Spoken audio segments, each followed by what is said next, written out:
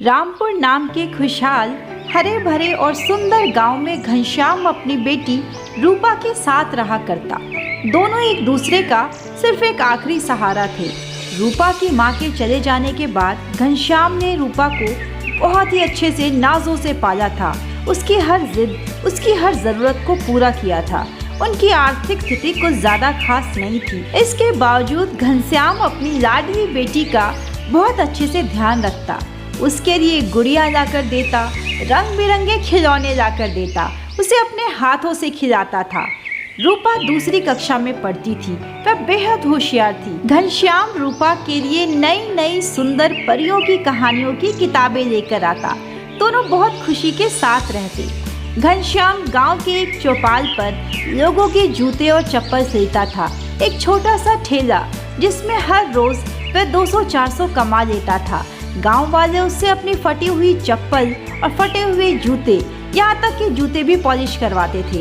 एक दिन घनश्याम अपना काम खत्म कर बाजार से फल और सब्जियां लेकर चलने लगा। तभी अचानक जोरों की बारिश शुरू हो गई।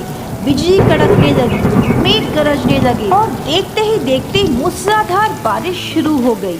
घनश्याम के सारे फल और सब्जी बहती हवा के कारण सड़क पर गिर गए। जैसे तैसे उसने अपनी फल और सब्जियों की पॉलीथीन को समेटा और भारी कदमों के साथ चलने लगा। लेकिन बारिश और ज्यादा तेज हो गई। आंधी तूफान मानो ठहरने का नाम ही नहीं ले रही थी। ऐसी आंधी और तूफान में घनश्याम का चलना बहुत मुश्किल हो रहा था। अचानक गीली परत के कारण उसका पैर फिसल गया। वह धड़ाम से सड़क पर गिर गया और जोर जोर से चिल्लाने लगा, हाय मेरा पैर टूट गया, कोई मदद करो। ओहो, ये क्या हो गया, कोई तो बचाओ, बहुत दर्द हो रहा है। इस बारिश के चक्कर में घनश्याम के पैरों की हड्डी टूट गई। यहाँ तक कि उससे खड़ा भी नहीं हुआ जा रहा। वह दर्द के मारे कहराता रहा। गांव वाले उसके पास मदद करने के लिए आए। कुछ गांव वालों ने मिलकर जैसे तैसे उसे उठाया और उसे उसके घर तक पहुंचाने लगे। घनश्याम का दर्द के मारे बुरा हाल था। घनश्याम बिस्तर पर लेटा हुआ था। जब बेटी रूपा अपने पिता को इस हाल में देखती है तब वह रोने लगती है। पिताजी, आपको ये क्या हो गया? ये आपकी हालत कैसे हो गई?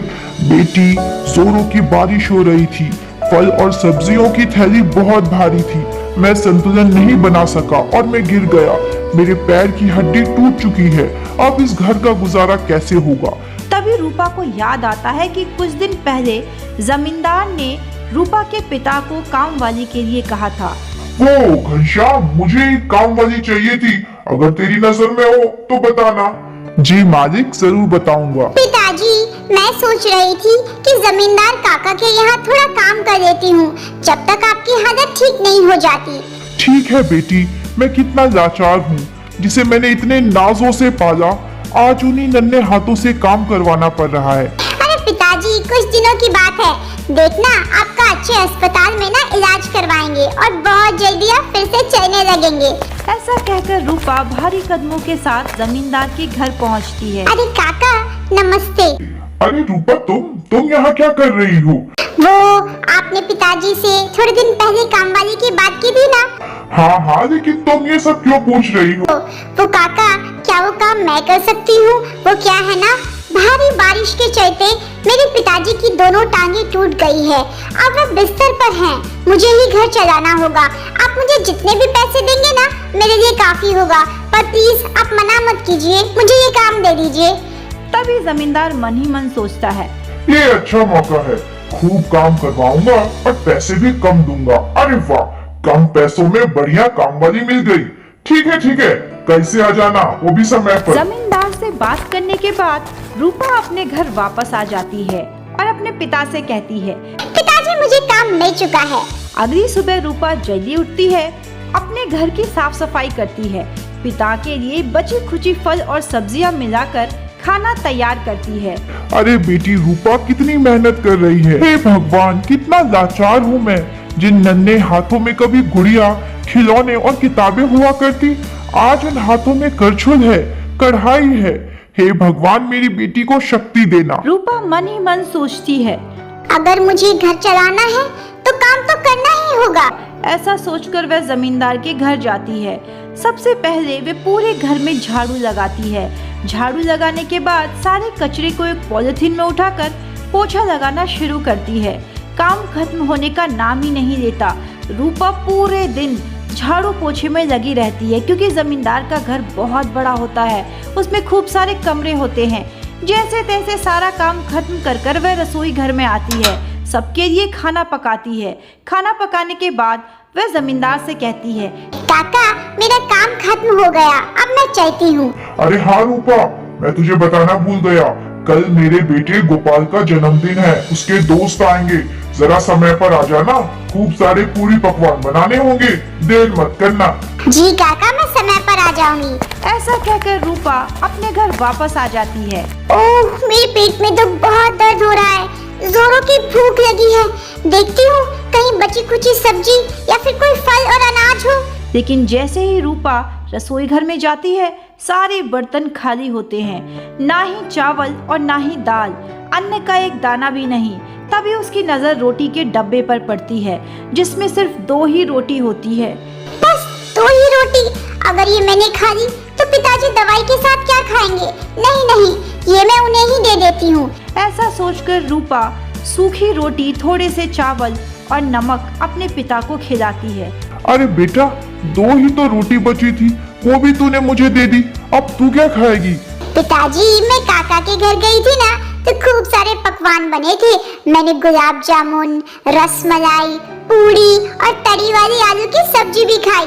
अब ये रोटी आप खा लीजिए, वैसे भी आपको दवाई भी तो खानी है। ऐसा कहकर रूपा अपने पिता को रोटी, सब्जी और दवाई खिला देती है और उसके पेटों में जोरों का दर्द शुरू हो जाता है। जैसे तैसे रोते बिलखते हुए रूपा सो जाती है और अगली सुबह फिर से उठती है। फिर से वह अपने घर का सारा काम खत्म कर देती है, झाड़ू और पोछा। पास के ही खेत से वह भिंडी तोड़ के लाती है और भिंडी और रोटी बनाकर अपने पिता को खिला देती है। खिलाने के बाद वह जल्दी से जमींदार के घर पहुंचती है और एक बार फिर से काम करना शुरू करती है। आज तो उसे ज्यादा सफाई से काम करना होता है क्योंकि गोपाल का जन्मदिन जो था। गोपाल जमींदार का एक लौता, लाडला और रईस बिगड़ा हुआ बेटा होता है। इधर रूपा जल्दी से सारे पूरी पकवान, मलाई कोफ्ता, गुलाब जामुन, रसमलाई, हलवा पूरी और साथ में आलू की तड़ी वाली सब्जी बनाकर तैयार करती है। मीठे में शीरा और मूंग दाल का हलवा। सारे पूरी पकवान को बना ही रही होती है कि गोपाल आता है। अरे ओ रूपा, अच्छे से काम करना, पता है ना मेरे रईस दोस्त आ रहे हैं, मेरी नाक मत कटवा देना। जी जी भैया, मैंने सब कुछ बना लिया है, जो काका ने कहा था सब कुछ तैयार कर लिया है। आपको शिकायत का मौका नहीं मिलेगा। हाँ हाँ, तेरे लिए भी यही ठीक है कि शिकायत का मौका ना मिले। अच्छा, अब जल्दी से समेट, मेरे दोस्त बस आने ही वाले हैं। कुछ ही देर में गोपाल के सारे दोस्त घर पर आ जाते हैं। वे बढ़िया से पसर कर सोफे पर बैठते हैं, फिल्म देखते हैं, पॉपकॉर्न खाते हैं, खूब सारी मौज और मस्ती करते हैं। तभी गोपाल रूपा को आवाज लगाता है। अरे ओ रूपा, वो फ्रेंच फ्राइज और बर्गर जो बनाए थे जल्दी से ले आ, और साथ में कोल्ड ड्रिंक भी दे आना। रूपा जल्दी से सारे फ्रेंच फ्राइज, बर्गर और समोसे, टिक्की लेकर आती है। तभी गोपाल कहता है, अब एक काम कर, जल्दी से खाना लगा दे, और सुन, खाना ना नई प्लेट में लगाना और कांच वाले ग्लास भी लगाना। रूपा जल्दी से डाइनिंग टेबल पर गर्मा गर्म सारे शाही पकवान बनाकर तैयार कर देती है। सारे दोस्त खाना शुरू करते हैं, हंसी मजाक, ठिठोली और खूब सारी गपशप और मस्ती के साथ। तभी गोपाल रूपा को बुलाता है। अरे ओ रूपा, जितना भी खाना बच गया है ना, गली के कुत्तों को खिला देना, जो पॉलिथीन में बांध कर ले जा। पर भैया, आपको इतना सारा खाना वेस्ट नहीं करना चाहिए। आपको जितनी ही भूख हो उतना ही प्लेट में डालना चाहिए। सुन, पहली बात तो ये कि मैं तेरा भैया नहीं हूँ, दूसरी बात ये मेरा घर है, मेरा खाना है, मेरे पैसों से बना है, तुझे बोलने की जरूरत नहीं है। रूपा को बुरा तो बहुत लगता है, लेकिन जैसे तैसे सारे दोस्तों के बाद जितना भी गंद, कूड़ा कचरा, कुरकुरे, चिप्स और बिस्किट के पैकेट होते हैं, वह सभी को समेट लेती है और जो भी खाना बच जाता है उसे एक पॉलिथीन में पैक कर देती है। काका, मेरा काम हो गया है। वो मैं कह रही थी, जो भी खाना बच गया है ना गोपाल भैया के जन्मदिन में, क्या मैं उसे बांध कर ले जाऊं? वैसे भी तो वो कूड़े के डब्बे में ही जाएगा, या फिर गली के कुत्तों को। मैं गरीब हूँ, मुझे बहुत भूख लगी है, क्या वो मैं खाना ले जा सकती हूँ? हाँ, वैसे तो कूड़े के डब्बे में ही जाएगा। अच्छा अच्छा, ठीक है, जा ले जा, और सुन, कल जल्दी आ जाना। जी काका। रूपा खाने से भरे थैले को बड़े ही खुशी खुशी अपने घर लेकर आती है। पिताजी, आपको पता है आज मैं बहुत सारा खाना लेकर आई हूँ। विलायती पेस्ट्री, महंगी महंगी चॉकलेट, शाही पनीर, मलाई कोफ्ता। और पता है आपको, ये सब मैंने बनाया है। अरे वाह, सच में खाना तो बड़ा ही स्वाद है। वो क्या है ना पिताजी, जमींदार के बेटे गोपाल भैया का जन्मदिन था, तो ये सब ना मैंने उनके दोस्तों के लिए बनाया था। सबको खूब ही पसंद आया और जो बच गया वो मैं घर ले आई। अच्छा किया ना पिताजी। हाँ मेरी बच्ची, हमेशा खुश रहो। अगली सुबह हमेशा की तरह रूपा जल्दी उठती है, तैयार होकर घर में झाड़ू पोछा करती है और रात की बनी हुई सब्जी को तवे पर गरम करती है। 2-4 रोटियां सेककर अपने पिताजी को सब्जी के साथ खिलाकर दवाई खिलाती है। पिताजी, आपको पता है आज ना मेरी तनख्वाह मिलने वाली है। एक बार आने दीजिए, फिर ना मैं आपके लिए दवाइयाँ लेकर आऊंगी और आपको महंगे वाले अस्पताल में इलाज भी करवाऊंगी। अच्छा पिताजी, अब मैं चलती हूँ। ऐसा कहकर रूपा जमींदार के घर की तरफ चल पड़ती है। जमींदार के घर आकर रात की जन्मदिन पार्टी पर जो भी बिखरा हुआ सामान होता है, रूपा उसे जल्दी जल्दी समेटती है। सारे प्लेट, जूठे बर्तन और सुबह के लिए नया ताज़ा खाना बनाकर तैयार करती है।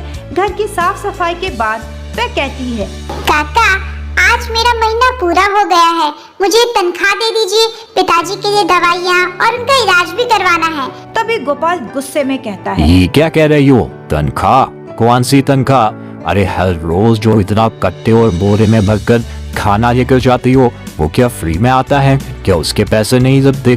पिताजी, आपको दिखता है ना, हमेशा ये खाना बचा हुआ लेकर जाती है। पर भैया, आप तो वैसे भी उसे कुत्तों को खिलाएंगे या कूड़ेदान में फेंकेंगे। देखा बेटाजी, आप कैसे ये मुझसे बहस कर रही है?